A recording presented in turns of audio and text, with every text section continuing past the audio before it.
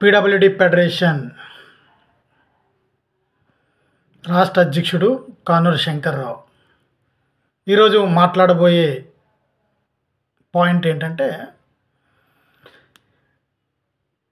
Telugu Desam party, Janasena party రెండు పార్టీలు కలిసి తాడేపల్లిగూడెంలో భారీ బహిరంగ సభ ఏర్పాటు చేస్తున్నారు. ఈ యొక్క సందర్భంగా ఈ యొక్క బహిరంగ సభలో ఇరు పార్టీల ప్రతినిధులు ఏం మాట్లాడబోతున్నారు అనే దానిపై రాష్ట్ర నలుమూలల్లో ఉన్న ప్రజలందరూ కూడా వేచి చూస్తున్నారు. అయితే ఈ సందర్భంగా నేను ఇరు పార్టీల ప్రతినిధులను వికలాంగుల యొక్క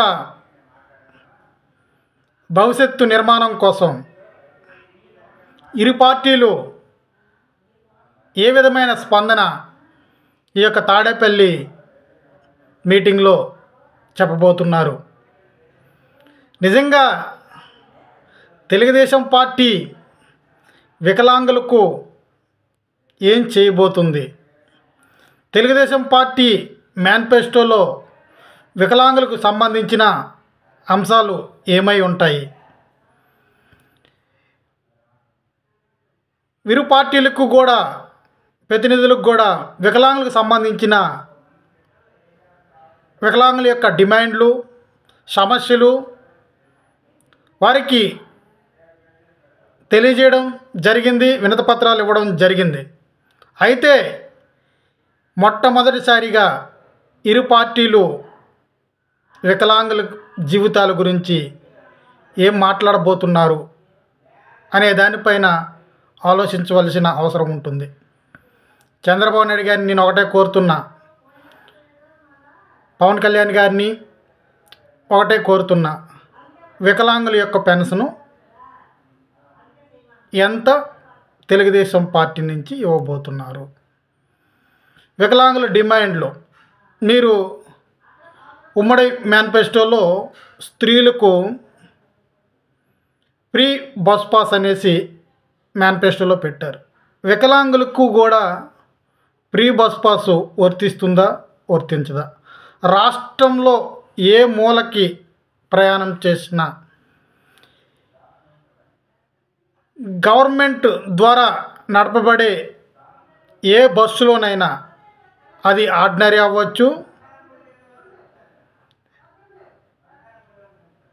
మెట్రో డీలక్స్, సూపర్ డీలక్స్ అవ్వచ్చు, ఏ బస్సులోనైనా ఫ్రీ ప్రయాణం వికలాంగులకు, ఉచిత ప్రయాణం వికలాంగులకు కల్పించే దిశగా ముందుకెళ్తున్నారా?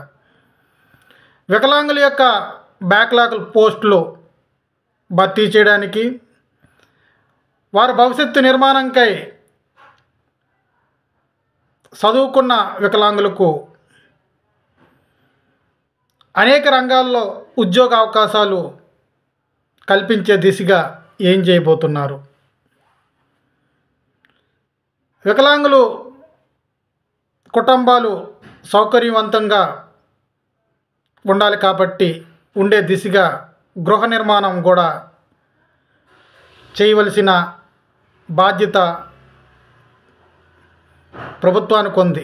మీరు గెలిచిన తర్వాత ఏం చేయబోతున్నారు అనే అంశాలు వికలాంగులకు సంబంధించి ఈ యొక్క భారీ బహిరంగ సభలో ప్రకటిస్తే బాగుంటుందని, ఆల్రెడీ అభ్యర్థులను ఎన్నిక చేయడం చాలా సంతోషకరం.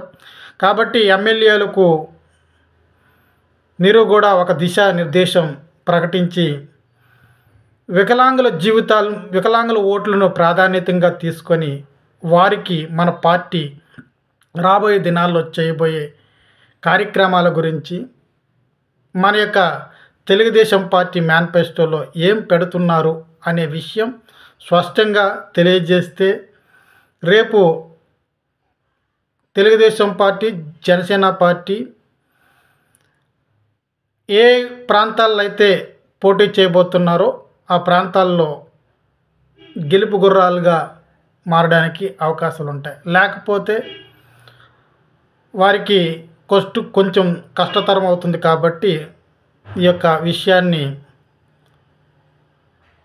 పార్టీ క్యాడరు గమనించి తెలుగుదేశం పార్టీ, జనసేన పార్టీ మేనిఫెస్టోలో వికలాంగులకు సంబంధించిన డిమాండ్లతో కూడిన మేనిఫెస్టో తప్పనిసరిగా ఉండేటట్టుగా చూడమని మీ అందరినీ కూడా కోరుకుంటున్నాను.